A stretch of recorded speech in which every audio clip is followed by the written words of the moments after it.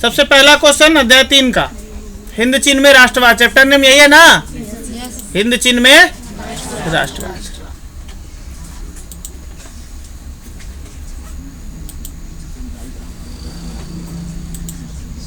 देखिए first question है, Angkor Wat के मंदिर का निर्माण किस शासक के द्वारा हुआ था? सूर्यवर्मा। चलिए ऑप्शन ए सही हो गया इसका।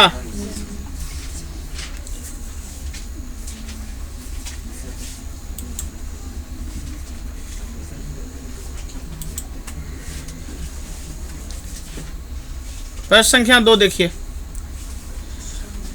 अंकोर वाट का मंदिर कहाँ स्थित है? कंबोडिया। चलिए ऑप्शन डी,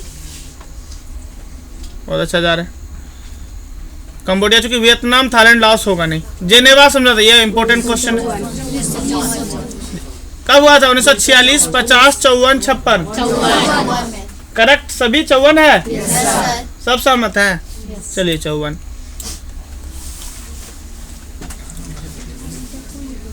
अब ये एक क्वेश्चन 4 नंबर का जो है आउट ऑफ सिलेबस है। देखिए इस क्वेश्चन को आप लोग, वियतनाम में स्कॉलर्स रिवोल्ट किसके विरुद्ध हुआ था? सरकारी नौकरी से वंचित करने के विरुद्ध, उच्च शैक्षणिक संस्थानों में प्रवेश के विरुद्ध, प्रेस पर लगाए गए प्रतिबंध के विरुद्ध, या ईसाई धर्म के प्रचार के विरुद्ध? हो सकता है, कंफर्म नहीं ना है। चलिए कंफर्म नहीं है तो इस क्वेश्चन को हम लोग थोड़ा देर के लिए रोकते हैं, फिर हम लोग इसको आगे ले लेंगे, ठीक है। चलिए प्रश्न संख्या 5 पर आई। वियतमिन्ह की स्थापना किसने की थी? यह तो पता है। बाओ दोई, हो ची मिन्ह, फान बोई चाओ। क्या हो जाएगा? हो ची। ऑप्शन बी करेक्ट हो जाएगा। अगला प्रश्न, हिंद चीन में कौन देश सम्मिलित नहीं था? तो चूंकि वियतनाम, कंबोडिया, लाओस 3 शामिल था, तो एक कौन हो जाएगा? अब है, वियतनाम युद्ध की समाप्ति किस अमेरिकी राष्ट्रपति के समय हुई थी? बताइए तो। निक्सन। बहुत ही खतरनाक था ना जी।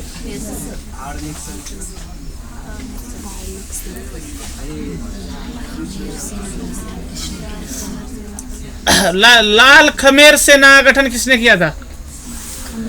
बताइए। कैप्टन कांगली, सिहानुक, पोलपोट, हेंग सामरीन। क्या हो जाएगा? आप लोग देखिए थोड़ा सा।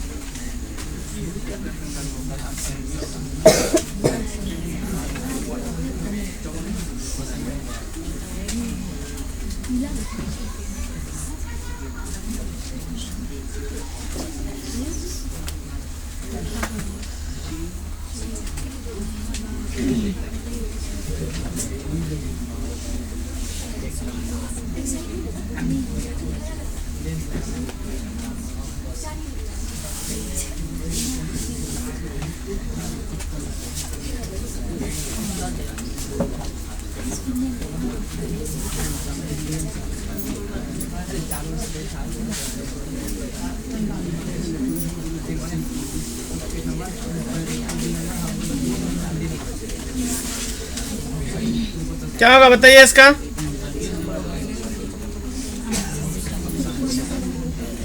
नहीं पता?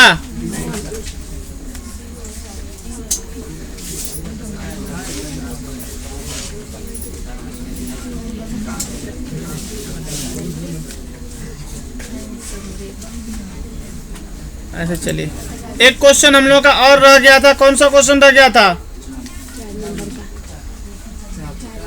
क्या था प्रश्न? देखिए 4 नंबर प्रश्न, उसको भी देख लेते हैं पहले।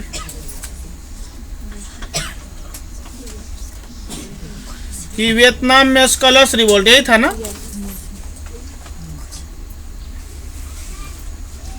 प्रश्न संख्या 4 किसके विरुद्ध हुआ था? वियतनाम में स्कॉलर्स रिवोल्ट किसके विरुद्ध हुआ था? देखिए ये प्रश्न हालांकि आपके प्रश्न अभ्यास से नहीं है, लेकिन ये हो जाएगा ईसाई धर्म के प्रचार के विरुद्ध। क्या हो जाएगा? हो गया। चलिए 5 नंबर का प्रश्न हो ची मिन्ह है, ठीक है। 6 नंबर का हिंद चीन में कौन सा देश सम्मिलित नहीं है? तो चीन। चलिए 7 नंबर फटाफट करते हैं। वियतनाम युद्ध की समाप्ति के समय अमेरिकी राष्ट्रपति कौन था? तो निक्सन था। फिर है लाल खमेर सेना। तो प्रश्न संख्या हम आते हैं 8 पर। तो इसका हो जाएगा सिहानुक, नरोत्तम सिहानुक हो जाएगा। अब ये तो इंपॉर्टेंट है, नियो लियो हक्सत किसकी राजनीतिक पार्टी थी? बताइए ये क्वेश्चन। नियो लियो हक्सत वियतमिन की, वियतकांग की, पाथेट लाओ की, जनरल लोन नोल की। नियो लियो हक्सत ये आपके बुक से है, पाथेट लाओ होगा, पाथेट लाओ। चलिए तो इस तरह से कुछ कुछ ऐसा है जो प्रश्न नया आ रहा है, इसको दिमाग में रखेंगे। नियो लियो हक्सत किससे संबंधित है? पाथेट लाओ से। अगला प्रश्न, वियतनाम लोकतांत्रिक गणराज्य की स्थापना किस वर्ष हुई है? किस वर्ष हुई थी? सॉरी, कब होगा? 30, 42, 44 होगा। 1900। कंपूचिया का पुराना नाम क्या था? कंबोडिया। ही क्या बन गया? कंपूचिया बन गया। पहले का ही नाम अच्छा था, अब अजीब कर दिया है, कंपूचिया। चलिए प्रश्न संख्या 12 पर आते हैं। हिंद चीन किसके अधीन था? हिंद चीन किसके अधीन था? फ्रांस के अधीन था। चलिए बहुत अच्छा जा रहे हैं। कुछ प्रश्न पे जहां अटक रहे हैं उस प्रश्न को ध्यान में रखिए, क्योंकि यहां से सारा रिवीजन हो जाएगा चैप्टर वाइज। अब हिंद चीन क्षेत्र में कौन से देश आते हैं? अभी हम लोग पढ़ चुके हैं, वियतनाम, कंबोडिया और देखिए यहाँ पर वियतनाम लाओस तो है लेकिन चीन है, तो ये गलत हो गया। हिंद चीन वियतनाम लाओस नहीं, हिंद चीन में तो तीनों आ जाता है, बी भी गलत हो गया। कंबोडिया वियतनाम में, चलिए सी हो जाएगा। ये थाईलैंड आ गया तो गलत होगा ना।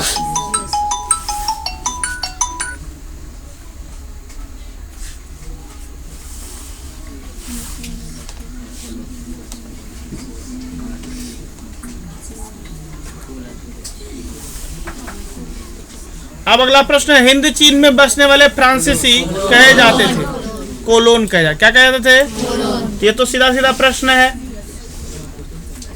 अगला प्रश्न, French Indo China, Indo China यही हिंद चीन की स्थापना किस वर्ष की गई थी?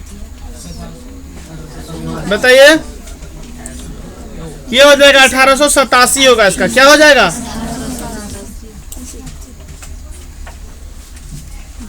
इंडो चाइना किस देश का उपनिवेश था? अभी तुरंत इंडो चाइना आ जाएगा, ये हिंद चीन होगा, यहाँ पर कंफ्यूज नहीं करना। इंडो चाइना यानी हिंद चीन, वही वियतनाम, कंबोडिया और लाओस। हम लोग चूंकि देखिए हिंदी मीडियम में हम लोग हैं, हम लोग हिंद चीन पढ़े हैं, इंडो चाइना नहीं ना पढ़े हैं। तो अगर इस तरह से प्रश्न आ जाए, हालांकि आना नहीं चाहिए, अगर आ जाएगा तो आप लोग कंफ्यूज नहीं करेंगे। इंडो चाइना मतलब हिंद चीन। किस देश का उपनिवेश था? अभी तुरंत पढ़े हैं। अगला प्रश्न, हो ची मिन्ह का शाब्दिक अर्थ है? क्या हो जाएगा? क्रांतिकारी, पथ प्रदर्शक, क्या हो जाएगा? ये इसका पथ प्रदर्शक होना चाहिए, चूंकि अपने भाषा का तो शब्द है नहीं। ये पथ प्रदर्शक का रास्ता दिखलाने वाला, पथ प्रदर्शक का मतलब रास्ता दिखलाने वाला, राह दिखाने वाला। चलिए प्रश्न संख्या 18 पर आते हैं। मार्च 1946 में फ्रांस एवं वियतनाम के बीच होने वाला समझौता किस नाम से जाना जाता है? क्या हो जाएगा? हनोई समझौता, हनोई समझौता। अच्छा, ये बहुत, चूंकि आप लोग माइली गांव की घटना के बारे में पढ़े थे और बहुत ही दर्दनाक घटना था और बहुत ही कायरतापूर्ण कृत्य था, अमेरिकी सैनिकों के द्वारा वियतनाम के क्षेत्र में किया गया था, है ना। दक्षिणी वियतनाम का एक गांव था, ऐसा ही था ना कि माइली गांव दक्षिणी वियतनाम का एक गांव था, तो जिसको अमेरिकी सैनिकों ने क्या किया था, है ना, विरोधियों का समर्थक मान करके पूरे गांव को बंदी बना लिया, पुरुषों को मार दिया, स्त्रियों और बच्चियों के साथ सामूहिक बलात्कार हुआ, फिर उसे भी मार दिया गया। और इसका जीता जागता उदाहरण एक बुजुर्ग ने बताया था, उजागर किया था, जिससे पूरे दुनिया में अमेरिकी सैनिक की बेइज्जती हुई। अब उसको हॉलीवुड के फिल्मों में भी क्या, उसको विलन के रूप में दिखाया जाने लगा था। और ये बहुत बड़ा बात था, जिसके वजह से क्या हुआ, अमेरिका शर्मसार हो गया दुनिया में, और ये उसका नेगेटिव पॉइंट रहा। The history of the loss of Vietnam किसने लिखा? फान बोई चाओ ने लिखा। अगला है, वियतनामी कम्युनिस्ट पार्टी के संस्थापक कौन थे? हो जी।